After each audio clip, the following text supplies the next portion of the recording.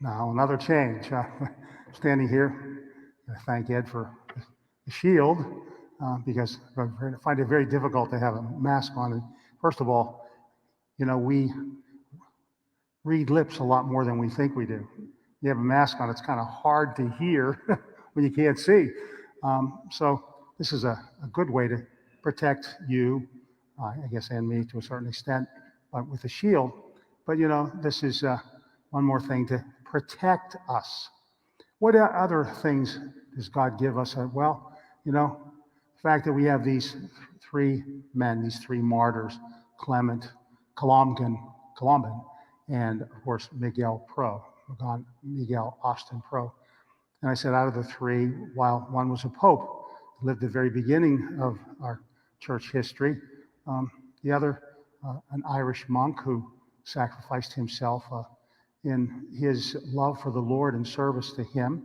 And then Miguel Austin Pro was a Mexican. And he was part of that group that claimed Jesus as king. He is the only king that we have. And yesterday we just celebrated the feast of the great solemnity of Christ the King. So remember him and his that group, Cristo Reyes. Christ the King. He is the King for each and every one of us. And the way we are faithful to him is by trying to live out the life he has called us to have a great love for him in the way we love and care for one another. We hear that today in our gospel passage about the poor widow. And she gave everything she had. Jesus was observing. Everybody was donating the temple treasury. He says, all the other ones, there were people putting great amounts, but it really was hardly anything for them to worry about. But this woman, she gave everything she had. Everything. And that would then also force her to depend on those people that, she cared about as well. Her family, she gives everything. You kind of think about that. She gave everything, and Jesus said she's given everything she has from her means. Well, that means then that she would have to depend on those people around her to also take care of her. And that's what you and I are called to do with one another. Tomorrow, there'll be a great number of the ministers from all over the parish grouping will go down to Good Samaritan.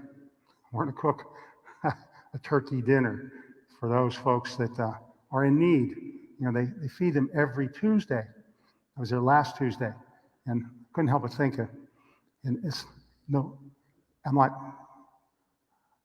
patting my dad on the arm, breaking my arm to pat myself on the back because it had nothing to do with me. I was there with a number of other people, but it was what we served last Tuesday. Chilean sea bass, can you imagine? Chilean sea bass.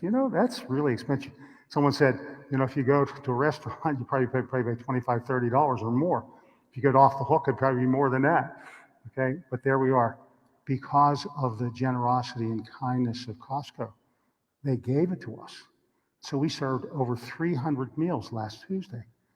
Tomorrow, I bet you there'll be more than that, and the numbers are growing.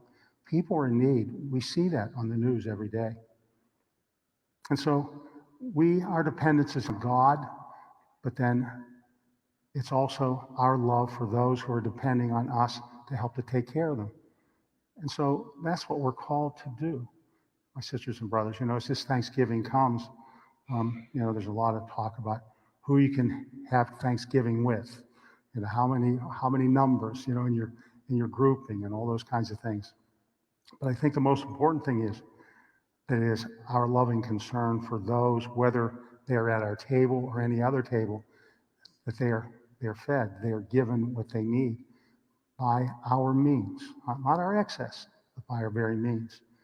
So today we thank God for the witness of Clement and Columban and Miguel Pro, that their witness, even to the point of suffering death, Clement and Miguel. Columban, he gave himself completely. He was exiled a number of times. He had a very difficult life because of his witness to the Lord. But may you and I all say, before the Lord by not just what we say, but what we do. Jesus Christ is Lord of us all.